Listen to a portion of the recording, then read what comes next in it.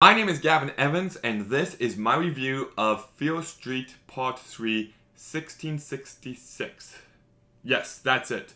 It's just very confusing. You go from Fear Street Part 1, 1994 to Part 2, 1976? 1978? Maybe, I think it's 1976.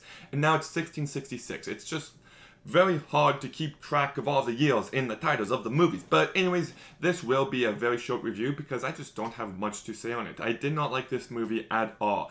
The first half takes place in 1666. Yes, I got that right. And it just did nothing for me. It doesn't immerse you into the time period. Just like the second movie, it has okay, sorry if you heard that. That's the dryer. It's making a lot of beeping sound. If you don't hear it, well then, I'm just wasting your time saying this for nothing. But anyways, it doesn't put any effort in immersing you into the time period. The production budget is clearly high and they're just showing it off. And the clean, crisp look just doesn't do it for me. It just doesn't immerse me into the time period. It's supposed to be old-fashioned and creepy and atmospheric, and it just looks so clean and crisp every single second on screen. So it doesn't have any atmosphere to it. I thought the first half of the movie had just nothing. It had nothing that interested me. It was very generic. It wasn't creepy or scary. It just blah, garbage stuff. I will say that the second half does get better when it turns into Fear Street Part 1, 1994, Part 2. That's so dumb. It actually says Fear Street 1994 Part 2, but it's Fear Street Part 1, 1994 Part 2. That's so dumb. Anyways.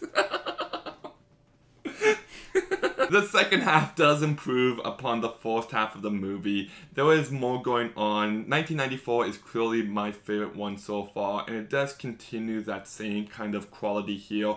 It's not great, it's nothing special, it's never remotely scary or funny or anything, but it's slightly more entertaining and didn't bore me to tears. The mystery element did nothing for me. I found it was very generic, and the emotional impact of it was non-existent. The kills are very forgettable, and yeah, sure, the neon lighting in the shopping mall is nice once again, but it looks the exact same as it looked in the first movie. So it just, I've already seen this. That lighting is no longer impressive. If you took that kind of lighting and put it in a different setting, maybe then, but that's just not the case here. And I will say that throughout this entire movie, my biggest issue is that I have zero attachment to these characters. The characters in 1994 are passable at best, but all the other characters I just couldn't care less about. And none of these movies are remotely scary, like the horror movies, and they don't scare me at all. I could watch this movie, I could watch these movies at 2 a.m., pitch black.